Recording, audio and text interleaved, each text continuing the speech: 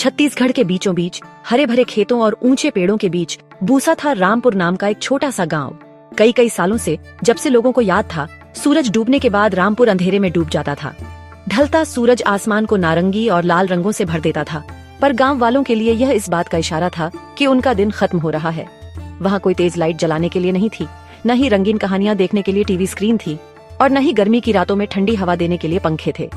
जिंदगी सूरज और चांद के साथ चलती थी, ठीक वैसे ही जैसे उनके दादा परदादाओं के समय चलती थी। रामपुर में रातें तेल के दियों की धीमी टिमटिमाती रोशनी से भरी होती थीं। बच्चे इन छोटी लपटों के चारों ओर इकट्ठा हो जाते थे। उनके चेहरे गर्म रोशनी में चमकते थे जब वे अपनी स्कूल की किताबें पढ़ने की कोशिश करते थे। उनकी परछाइयां मिट्टी की दीवारों पर नाचती थीं, हर छोटी सी टिमटिमाहट के साथ बढ़ती और सिकुड़ती थीं। इस तरह पढ़ाई करना आसान नहीं था। उनकी आंखें अक्सर दुखती थीं और कभी कभी दियों के धुएं से उन्हें खांसी आती थी। बड़े बुजुर्ग, खासकर दादा दादी, अपनी बरामदों में बैठे रहते थे। चिपचिपी गर्मी से लड़ने के लिए ताड़ के पत्तों से बने हाथ वाले पंखे धीरे धीरे हिलाते रहते थे। वे अतीत की कहानियां सुनाते थे। उनकी आवाजें शांत अंधेरी रात में एक धीमी गुनगुनाहट जैसी लगती थीं। रात की आवाजें भी अलग थीं। रेफ्रिजरेटर की गुनगुनाहट या पंखों की भनभनाहट के बिना गांव झिंगुरों के गाने और मेंढकों की टर टर से भरा रहता था। अंधेरा गहरा और पूरा था, जिससे केवल टिमटिमाते तारे और चांद की हल्की रोशनी तोड़ती थी। लोग जल्दी सो जाते थे क्योंकि अंधेरा होने के बाद करने के लिए कुछ खास नहीं होता था। वे भोर की पहली रोशनी के साथ उठते थे, खेतों में काम के एक नए दिन के लिए तैयार रहते थे। जिंदगी सीधी सादी थी, पर यह बहुत मुश्किल भी थी। गांव वाले एक ऐसे दिन का सपना देखते थे जब उनकी रातें उनके दिनों जितनी चमकीली होंगी। एक ऐसा दिन जब अंधेरा उनके जीवन पर राज नहीं करेगा। हर शाम जैसे जैसे परछाइयां लंबी होती जाती थीं, एक शांत इच्छा पूरे गांव में छा जाती थी। औरतें चाहती थीं कि वे शाम का खाना बनाते समय बेहतर देख सकें, बजाय मसालों की गंध और महसूस से अंदाजा लगाने के। आदमी चाहते थे कि वे खेतों से लौटने के बाद अपने खेती के औजारों पर अपना काम खत्म कर सकें। बच्चे सबूत से ज्यादा खेलने के लिए थोड़ी और रोशनी चाहते थे। अपनी कहानियों की किताबें पढ़ने के लिए थोड़ा और समय चाहते थे। प्रकाश का यह साझा सपना, बिजली का, रामपुर के हर दिल में एक खामोश प्रार्थना थी। उन्होंने उन शहरों की कहानियां सुनी थी जहां एक स्विच के फ्लिक से रात को दिन में बदल दिया जाता था, और वे सोचते थे कि क्या वह जादू कभी उनके छोटे भूले हुए गांव तक पहुंचेगा।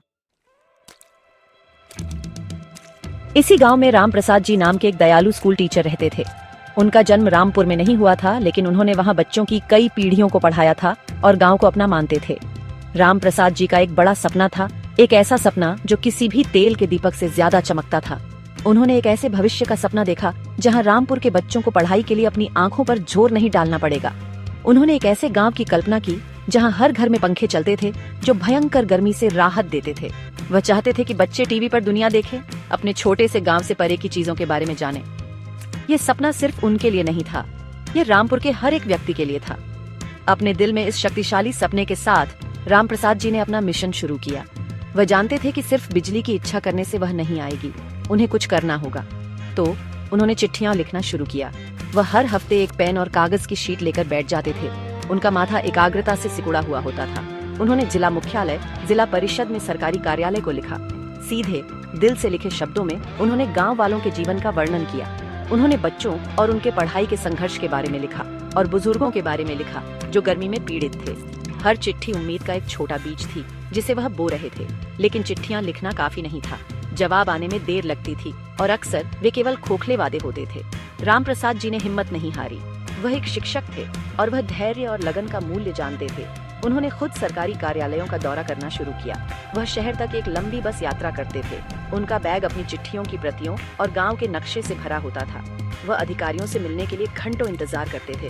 विनम्रता से गांव की जरूरत समझाते थे। कई अधिकारियों ने सुना, सिर हिलाया और फिर भूल गए, लेकिन राम प्रसाद जी ने कभी हार नहीं मानी। उन्हें विश्वास था कि एक दिन कोई सुनेगा। गांव वाले उन्हें उम्मीद और संदेह के मिश्रण के साथ देखते थे। कुछ कहते थे, राम प्रसाद जी, आप अपना समय बर्बाद कर रहे हैं। हमारा गांव हमेशा अंधेरे में रहा है और हमेशा रहेगा। लेकिन शिक्षक बस धीरे से मुस्कुराते और जवाब देते, उम्मीद सूरज की तरह है। भले ही आप इसे देख न सकें, आप जानते हैं कि यह उगेगा। उनका विश्वास संक्रामक था। उनके स्कूल के बच्चों ने उनका समर्पण देखा और एक मूल्यवान सबक सीखा जो उनकी किताबों में नहीं था। सपने पर कभी हार न मानने का सबक। उनके अथक प्रयास प्रेरणा की एक कहानी बन गए। रामपुर की अंधेरी रात में संभावना की एक छोटी सी लौ।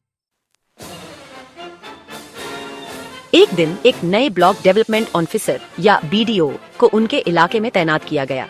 उनका नाम नीरज सर था। वह एक युवा और ऊर्जावान अधिकारी थे, नए विचारों और लोगों की मदद करने की सच्ची इच्छा से भरे हुए थे। नए बीडीओ की खबर रामप्रसाद जी तक पहुंची और उन्हें आशा की एक नई लहर महसूस हुई। उन्होंने एक बार फिर कोशिश करने का फैसला किया। अपनी चिट्ठियों के फोल्डर के साथ वह नीरज सर से मिलने गए। उन्हें ज्यादा उम्मीदें नहीं थीं, लेकिन उन्हें कोशिश करनी थी। उन्होंने अपनी बारी का धैर्यपूर्वक इंतजार किया और जब उन्हें अंदर बुलाया गया तो वह युवा अधिकारी के सामने खड़े हुए और उन्हें रामपुर की कहानी सुनाई, ठीक वैसे ही जैसे उन्होंने पहले कई और लोगों को सुनाई थी। इस बार कुछ अलग था। नीरज सर ने सिर्फ विनम्रता से सिर नहीं हिलाया, उन्होंने सुना। उन्होंने रामप्रसाद जी की थकी हुई लेकिन आशा भरी आंखों को देखा और उनके शब्दों में सच्चाई देखी। उन्होंने एक नक्शा निकाला और शिक्षक से पूछा कि रामपुर कहाँ है।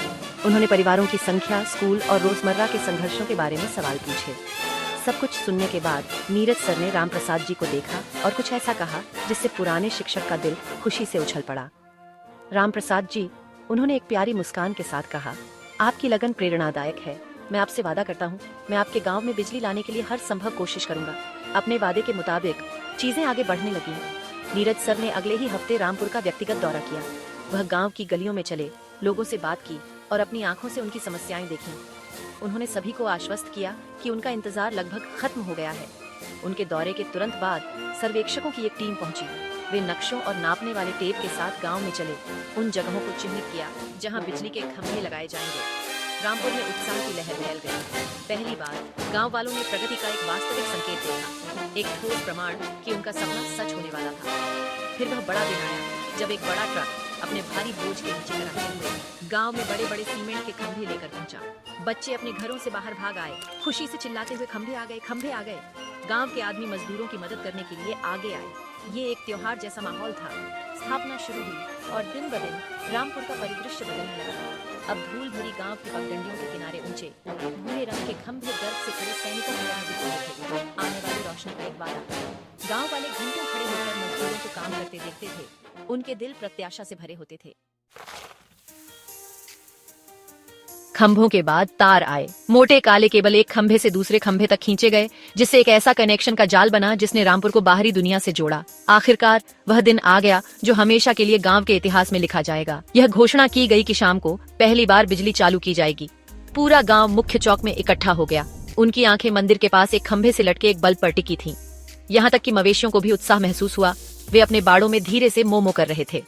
रामप्रसाद जी सामने खड़े थे, उनके हाथ जुड़े हुए थे। उनका दिल भावना से धड़क रहा था। जैसे ही शाम ढली, भीड़ में सन्नाटा छा गया। बिजली विभाग के एक इंजीनियर ने इशारा किया और कहीं दूर एक स्विच दबाया गया। एक सेकंड के लिए कुछ नहीं हुआ और फिर बल्ब टिमटिमाया। यह फिर से टिमटिमाया और फिर यह एक तेज, स्थिर, शानदार रोशनी में चमक उठा। भीड़ में एक सामूहिक आह निकली, जिसके बाद जश्न की एक गर्जना हुई। लोगों ने ताली बजाई, जयकार की और एक दूसरे को गले लगाया। कुछ पुराने गांव वालों की आंखों से खुशी के आंसू बह रहे थे। उन्होंने अपना पूरा जीवन अंधेरे में बिताया था और कभी कल्पना नहीं की थी कि वे ऐसा दृश्य देखेंगे। रोशनी सिर्फ एक रोशनी नहीं थी, यह जादू था। उस रात रामपुर में कोई जल्दी नहीं सोया। हर घर जिसने कनेक्शन लिया था उसने अपना बल्ब जलाया। गांव जो अंधेरे में डूब जाता था अब रोशनी के सुंदर बिंदुओं से भरा हुआ था। बच्चे एक घर से दूसरे घर भाग रहे थे, हंस रहे थे और चमकते बल्बों की ओर इशारा कर रहे थे। वे आधी रात में भी एक दूसरे के चेहरे साफ देख सकते थे। ऐसा लगा जैसे दिवाली, रोशनी का त्योहार जल्दी आ गया हो। प्रकाश सिर्फ चमक ही नहीं लाया, बल्कि सुरक्षा, प्रगति और आधुनिक दुनिया से जुड़े होने का एहसास भी लाया। पहले कुछ पंखों की धीमी गुनगुनाहट सबसे मधुर संगीत थी जो गांव वालों ने कभी सुना था।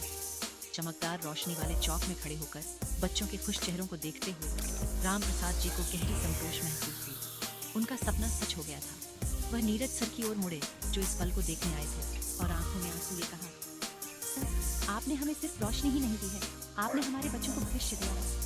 फिर उन्होंने भीड़ की ओर देखा और घोषणा की, अब हमारे बच्चों को कोई नहीं रोक रहा। इस रोशनी में पढ़ाई करके वे भी डॉक्टर और इंजीनियर बन सकते हैं। हमारा रामपुर अब अंधेरे का गांव नहीं रहेगा, यह प्रगति और उज्जवल भविष्य का गांव होगा। और नई रोशनी की स्थिर चमक में हर कोई जानता था कि वह सही थे।